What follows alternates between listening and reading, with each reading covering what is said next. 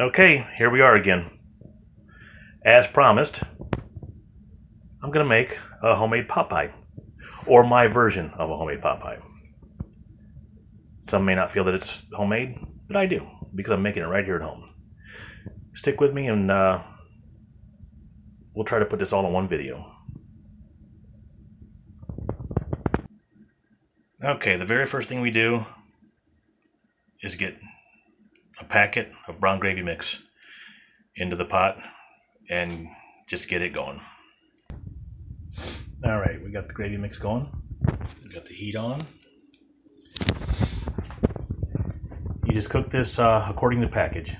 When it starts getting thick, and that's when we're going to put in a can of roast beef,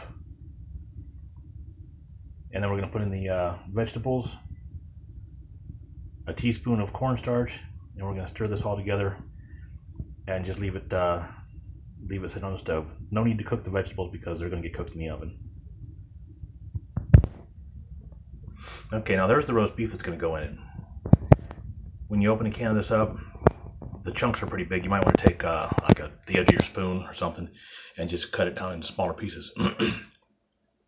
The reason I use the cornstarch is because there's gravy in this, and then I'm making the gravy also. So in order to thicken it up, you just use a teaspoon or so of cornstarch, and that thickens it up for you. Okay, the gravy's coming right along. It's getting there. We're almost ready. Let me see. Yeah, a little bit thicker. Okay, I dipped all the roast beef out and left a better part of the gravy in there. You don't need to use all that. Just dip the roast beef out, put it down in your gravy, and throw this away. Okay, now the fire is completely off on the gravy roast beef mix. Now what we're going to do is put the vegetables in.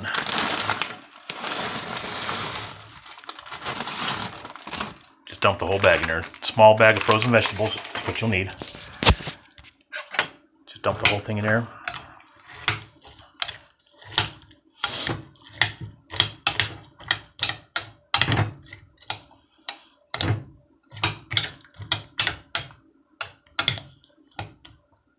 Mix that around. That's looking pretty good, just as it is, ain't it?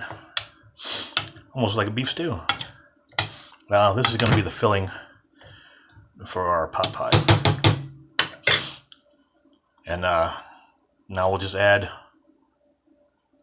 the teaspoon of cornstarch, stir, and just leave this set. Actually, that's about 2 teaspoons. So we'll just mix that in there.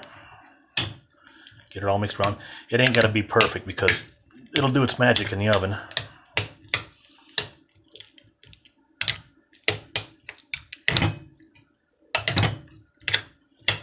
Okay. Now we'll just leave that set while we get our pie crust ready. Okay, I also added a little fresh cracked black pepper. You don't have to put salt in this because there's plenty of salt in the roast beef and the gravy. But I like a little pepper, so we put that in there. And the next step will be in the crust. Okay, we got the oven preheating. The pie crust box says 400 to bake it at, but I'm gonna go 375 because my oven gets pretty hot. Okay, there's our 2 pie crusts in the pie pan. The box says to thaw to room temperature before you unroll these things. I find that it's a little bit easier while they're still cold out of the refrigerator to unroll them without ripping a big hole in them. But if you do, it's no big deal. Just pinch it back together. Butter the pie dish real good. I just use real butter. I don't use the spray stuff.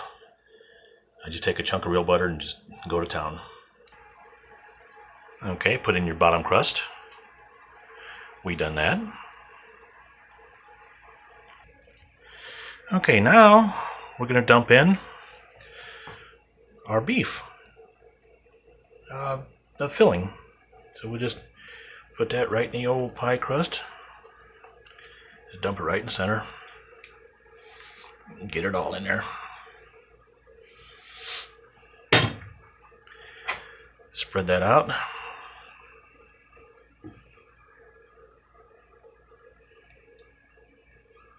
Get it nice and even, or as even as you can.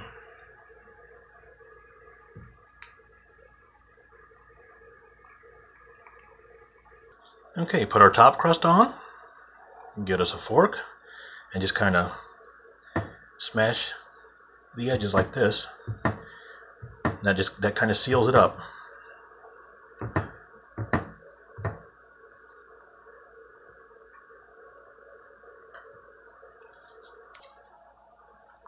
Tear off any excess dough you have hanging over the edges, like I've done. Sounds like the oven's ready.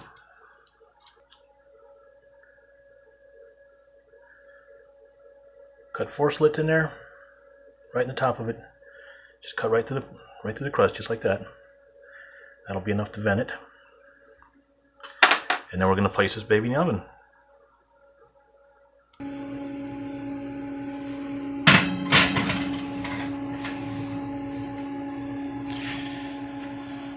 Center rack. Close it up and let it cook until it's done. Let's check the time.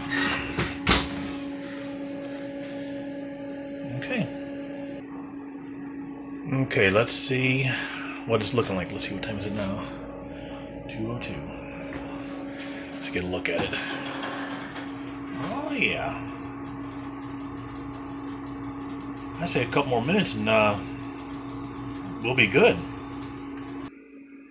All right. There we have it.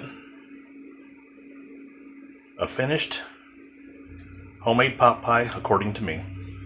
And it's now 2:12. I didn't pay attention to the times when I was doing this, so we can just run this video back and see how long that took.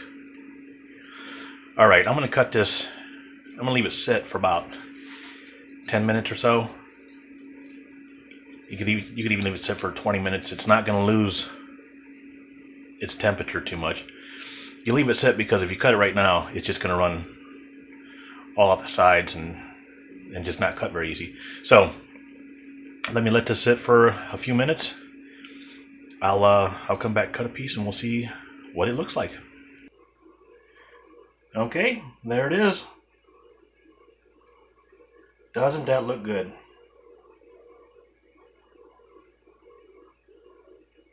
Super simple, super easy.